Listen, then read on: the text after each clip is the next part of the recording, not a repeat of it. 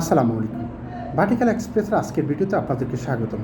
আশা করছি সবাই অনেক বেশি ভালো আছেন। আলহামদুলিল্লাহ আমিও ভালো আছি। ভিডিওর শুরুতে একটি বিষয় আপনাদেরকে জানিয়ে রাখি। ভার্টিক্যাল এক্সপ্রেস আপনারা পাবেন লিফট সম্পৃক্ত সব ধরনের ইনফরমেশন। সো যদি আমাদের এই ভিডিওগুলো ভালো লেগে থাকে অবশ্যই আমার ইউটিউব চ্যানেলটিকে সাবস্ক্রাইব করে সাথে থাকবেন। আর পরবর্তী ভিডিও যাতে আপনার কাছে পৌঁছে যায় সেজন্য পাশে থাকা যে বেল বাটনটি আছে সেটাতে প্রেস করে রাখবেন। তাহলে সবার আগে আপনার কাছে চলে যাবে আমার নতুন ভিডিওর নোটিফিকেশন। তো চলুন আজকের যে ভিডিওর টপিক সেটা হচ্ছে যে হিটিং ইস্যু। আসলে বর্তমানে বাংলাদেশে প্রচণ্ড গরম পড়ছে।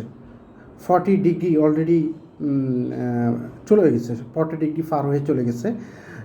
বর্তমানে ঢাকাতে 38 39 চলছে, গতকালকে 40 ছিল এবং ঢাকার বাইরে কিন্তু অনেক বেশি, উত্তরবঙ্গের দিকে বিশেষ করে 41 42 এমন চলছে।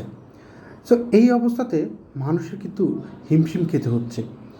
সেই জায়গায় মেশিনারি যে ইকুইপমেন্টগুলো রয়েছে, বিশেষ করে এলিভেটর সবসময় কিন্তু চলে, আর এই চলার সময় আর এটা মেশিন রুম রয়েছে ছাদে।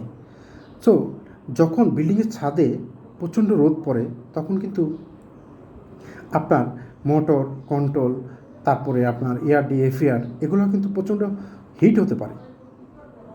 যদিও এগুলোর জন্য ইন্টারনাল যে কুলিং সিস্টেম রয়েছে সেটা কিন্তু পর্যাপ্ত না এই গরমের জন্য। সো এক্সটার্নাল কিছু আমরা কুলিং সিস্টেমের ব্যবস্থা করি, যেমন ভেন্টিলেশন ফ্যান, তারপরে আপনার সিলিং ফ্যান, এই ধরনের ব্যবস্থা করে থাকি। অনেক জায়গায় দেখা যায় আবার এসিও লাগানো থাকে।